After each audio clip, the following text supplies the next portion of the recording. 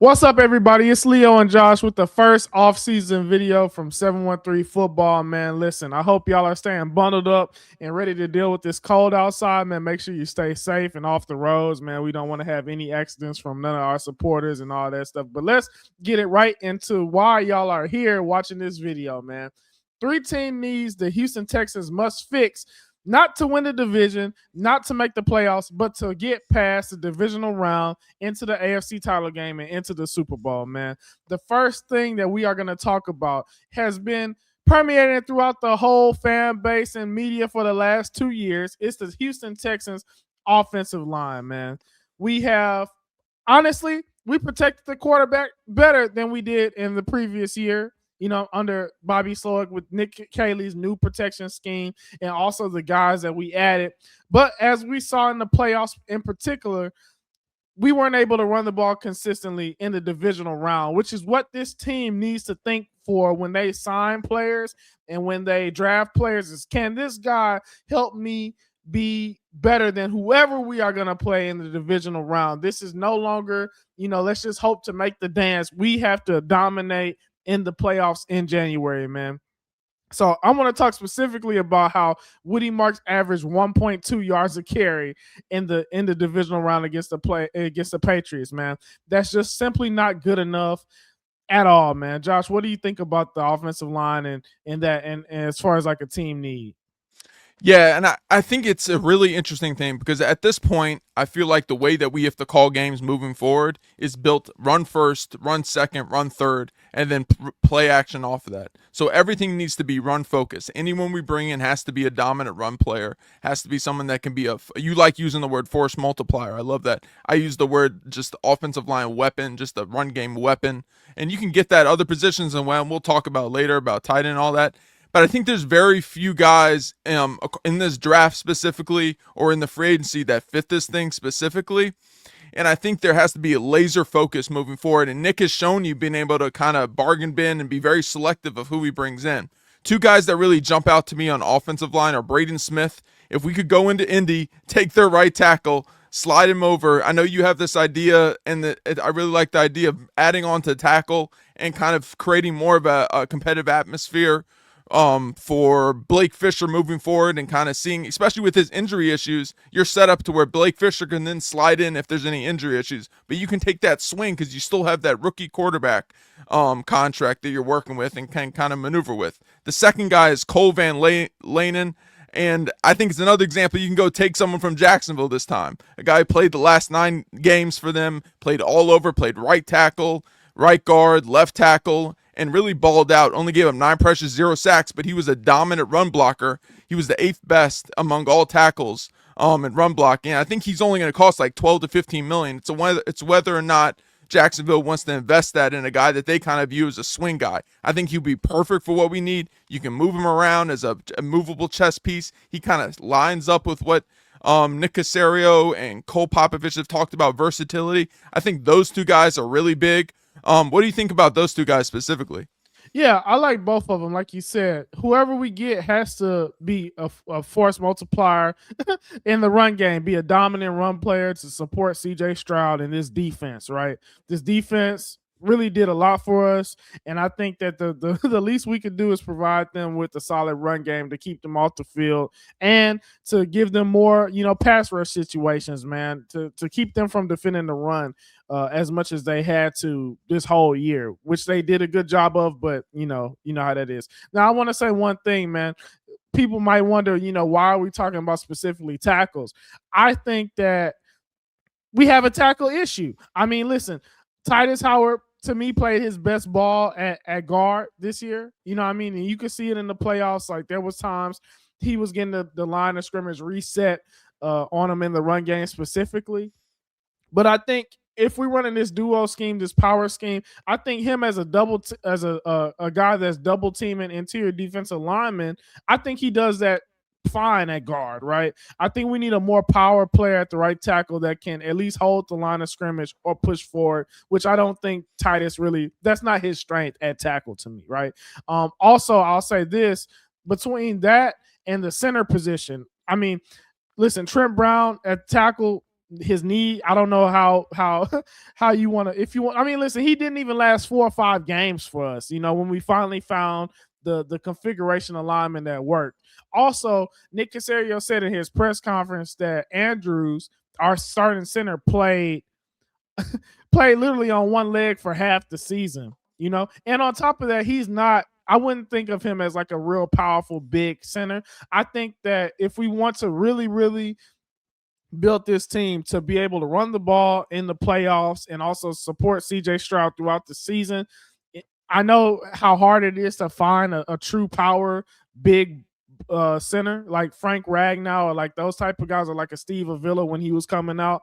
Listen, I think that for us to be able to be the team that we need to in the end, I think that having a guy that can support Titus in the run game next to him at center, specifically thinking of him as a left guard, and then having a true dominant physical presence at right tackle like we did with Trent Brown, I think it would really set this lineup to be very successful in the end throughout the season.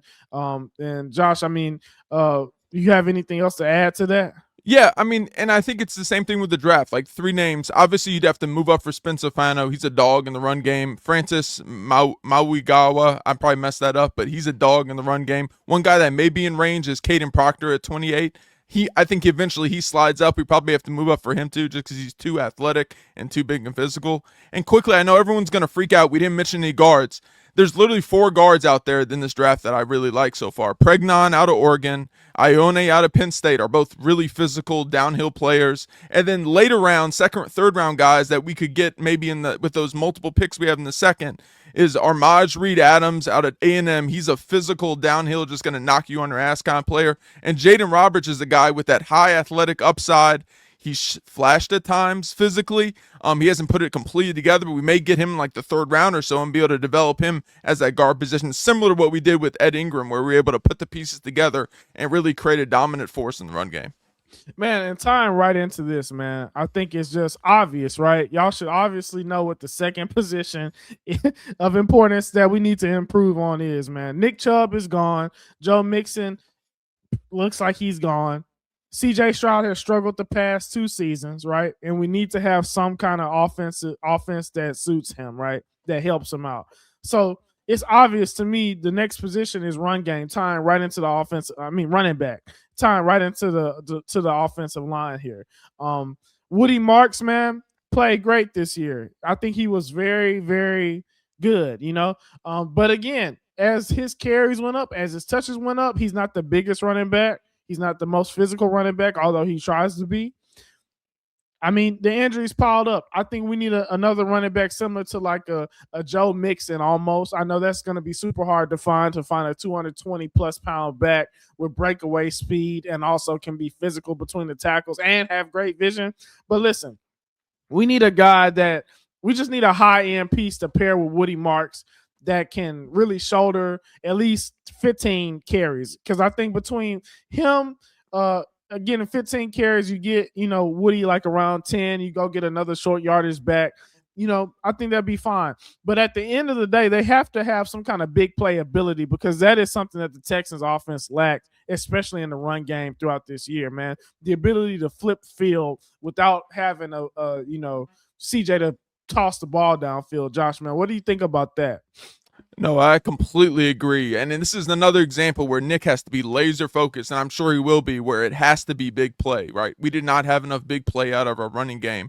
And even with Marks, who has a great first, second gear ability to break tackles, do all those things, I think we did him a disservice because we didn't take advantage of his best skill coming out of college was ability as a receiver. And we didn't really get to tap into that because we had to just grind him into the ground because he was literally putting the entire run game on his back during our win streak and just dragging us down the field. I think there's really 3 guys that kind of jump out in the draft for me. Jeremiah Love is obviously a pipe dream, but man, we've seen it before. We've seen Nick go crazy and trade up for a guy that he really loves in Will Anderson. I know it's a bigger jump, but man, if we were ever going to do it for a team that's ready to take the next step, Love will be a guy that's worth it. A second guy that probably gets up and probably have to take him in that 28 range, I think, by the end of this draft process, is Nicholas Singleton out of Penn State. He's got the long speed. He's physical. He reminds me a little bit of Jonathan Taylor, He's natural as a catcher. All the things you're looking for that would complement Woody Marks and allow Woody Marks to get the best version of Woody Marks, because that's what we are. We're a pro Woody Marks podcast here. And the third guy in the draft is Emmett Johnson. He's more of a for me, he's a guy high end speed, ability to break off long runs consistently, and he can give you that explosive element to the run game. And then you you spin that all around. You got three guys in the free agency class, and this is probably the best historically the best running back class that we've had in a really maybe ever. Right? It's Breece Hall is a home run hitter. Walker is a home run hitter, and ATN. And once again, my favorite thing to do during this podcast is take guys from our division. 18 would be a guy, we would snatch him out of Jacksonville and leave them with a running back named Tuden. And we would set ourselves up to have that home run ability, that physical guy, a guy that's been able to stay healthy this last year. And I think would be allow you to seamlessly fit into that Joe Mixon role and create an absolute dynamic that we haven't had since Aaron Foster. Really agree right there, man. To me, a high-end piece or a guy that with high-end potential, especially that you named in the draft, is Nick Singleton. I mean, we're talking to a guy that physically isn't that different from Joe Mixon, right? Isn't that different from Jonathan Taylor, like you said, man. Around 5'11", 220 plus pounds. This dude was a 5-star recruit, I think, out of high school, man. And I mean, he didn't necessarily have the career that some people thought he would, but man, he showed flashes, and I would love to see him in a Texans uniform, man. I think he would add a unique dynamic that we haven't had in a long time, man. I mean, when's the last time you looked at our running back room and saw a 1-2 punch like Woody Marks and a guy like that? You know what I mean? Or Woody Marks and a Joe Mixon. We've only had one guy that was pretty good, and then it's kind of a big drop off, man. So I 100% agree. Now, our last position of need is something that I think a lot of people might not, be fond of, especially if we take this position in the first or second round, right? But it's the defensive line here. I mean, listen, this is a team that is powered by edge rush, not only edge rush, but just overall defensive line play, man. Josh, I know you have a lot to say about this, man. So go ahead and get it going, brother. Yeah, this is one of these opinions on Texas that may get me canceled because people just don't kind of want to hear it. But this is the down home, like honest truth about what we need to do moving forward. You have to continue to feed your identity as a team. Right now, our identity is the defensive line. I'll say, don't even take my word for it. Look at these stats, right? Danielle Hunter, Will Anderson combined for 153 pressures last season, most by any duo in the NFL. Great, everyone knows that. But not many people know it was 52% of the Texans' 292 total pressures, which is the second highest share owned by any two players on any team since 2018, which is just crazy.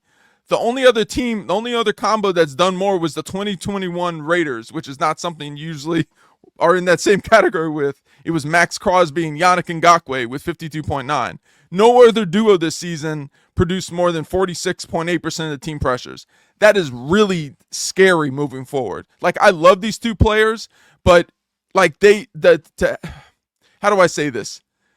To ask them to continuously play 17 games every year moving forward and not continuously replenish the talent behind them is a scary proposition. You saw it in the Pats game specifically. It was a microcosm. They had 5 sacks, 2 QB hits for the Doom duo. Maybe that name will catch on, maybe not. But none of the rest of the D-line had nothing on that. 0 sacks, 0 QB hits. And then they do a lot for the run game as well. I know you always talk about this, Leo, about them setting the edge and locking down the edges. They had 3 TFLs versus New England, and it set up the rest of the defense to get 6 more TFLs throughout the game. And you kind of saw how they were the impetus on pass game and run game. I think it's super important for me to go get that high upside successor who initially complements Will and Daniil, and then you can slowly build him up, right, as that replacement for Hunter, and he kind of maintains that standard as at the edge that fueled the team's success this year, right? So if you're not improving this team, you're going to get worse. We talked about 17 games is kind of tough to kind of look at. Like, what do you think of that? And kind of moving forward, what kind of positions would you look for? What kind of players? Because I have a whole perspective on that, but I'm curious to what you have to say. Yeah, I think the first player I thought of is like a Danico Autry type guy, a guy that can come in on rundown specifically and play, strong side edge or just set the edge, on the other side of like Will if he has to play on an early down, or Hunter, you know what I mean? How we kind of stagger them out, or just be, with the second team of rushers, right? Just come in and set the edge. But also, like, the reason I bring up Autry is his ability to play in the interior as well. So I'm thinking, like, on rush downs, NASCAR packages, you put that guy inside, you know what I mean? You have Will and Hunter outside, you know what I mean? Another type player that I was thinking about too is like a true one technique, or like a three technique with actual legitimate size. I mean, all of our defensive linemen, defensive tackles seem to be hovering around 290 pounds. If we could go get someone that's a legit 310, 315, 320 that can rush the passer from the interior as well, I think that would have a similar type of benefit to Will and Hunter also, right? I mean, just for the sheer fact that, they would have help, more help. They could kind of even be maybe a little bit more free rushing to the passer. They could even come on, use more, wide alignments, as we saw in the playoffs, right? Because they won't have to be so worried about the run even, you know what I mean? So to me, either way, you know what I mean? Either it's a true like one technique type guy with pass rush upside, or a edge that is like, has the size that that can kind of move inside as well, like a Eric Armstead, for instance, if you don't like the Nika Autry, I'm trying to think like John Franklin Myers, you know what I mean, type guys, Zach Allen, you could say, JJ Watt, if you need a something more close to home, Yeah, for sure. And there's a few guys like in this draft class that I think would fill that. I love that vision. Like LT Overton out of Alabama. And here I'm going to list guys that are all going to be at the Senior Bowl. So if you guys want to tune in and watch that, and we'll break it down after they kind of go through their practices and how it's all going. But like guys that have that inside outside flexibility. Ruben Bain's a guy, 275 he plays at. LT Overton, 6'5, 278, right? Then you got even guys like Derek Moore out of Michigan, 265. Zion Young, who's a big, long kid. He's only 255, but he has that flexibility. TJ Parker, extremely powerful player. He had a little dip this year, but 6'3", 260, kind of sounds like Will Anderson a little bit, right? Similar power-based player, not the huge, biggest guy, but plays with good leverage when he's playing his high level. So you see all that, right? And then you go inside. Like, I really love the idea of potentially going to get that impact player inside out. And there's one guy that jumps out to me that's going to be at the Senior Bowl that's kind of flying under the radar a little bit. It's a guy that we've talked about, but it's a guy, Caleb Banks. He's got top 20 talent. He can be a big riser with a strong performance. You've seen these DTs going to Senior Bowl and going to Mobile and come out as like top 15 picks. We may be probably a guy that we, at this point, probably going to have to move up for if he plays out like we think he can. And I think the reason he fits so well, he's an absolute plug-and-play elite run defender right now, but he flashes that pressure, right? He needs work on his hands and all that, but he's really active, makes a lot of plays. And it's going to be interesting to see how many steps he's able to take, because he didn't play a ton this year because of injuries, how much he's been able to kind of build that up through it. And two other guys, quick guys to kind of keep an eye out on. We know D'Amico loves his penetrating, like nasty, like downhill DTs. Two guys to look out for, Lee Hunter and Chris McKillen. Lee Hunter's out of Texas Tech on that great defense they had this year. Chris McKillen out of Missouri, played with Zion Young. They both could really show out because they're really high-level pass rushers from the inside, and I think that would fit. It would be a situation where we could get those guys in the second or third round potentially. Now, if it plays out the way I think it does, they may not be available there, but especially in that second round, it may be a position where we can get that impact rusher, whether it's an edge rusher, one of those guys I just mentioned, or one of these two guys, or Caleb Banks if somehow he drops because of injury history or something. Yeah, I think Caleb Banks, man, the upside is special. If you're worried about, the lack of production or the lack of, I guess, playing up to his potential in college, I mean, the thing that I think that matters the most is if he has a good motor or not. I think if he does, if he loves football and he has a good motor, I have faith in our coaching staff to coach him up. I mean, we've all seen the improvements that Will has made, as a rusher. Will has always been tenacious, but he didn't always have the skills that he had now. And I think that, that's when I look at the Texans, man, I feel like that's kind of what it's all about, man. It's just loving football, man. So listen, that's our three main positions that we feel need to be improved to win in January, man. Make sure y'all like, sub, and share, and tell us what you think. What you think about it. I know There probably will be some people that hate the defensive line, probably feel like we need to go tight end, probably feel like we need another receiver, but this is ours, man. And man, make sure y'all like, sub, and share, man. We got more for y'all coming, man. Peace, y'all. Hey,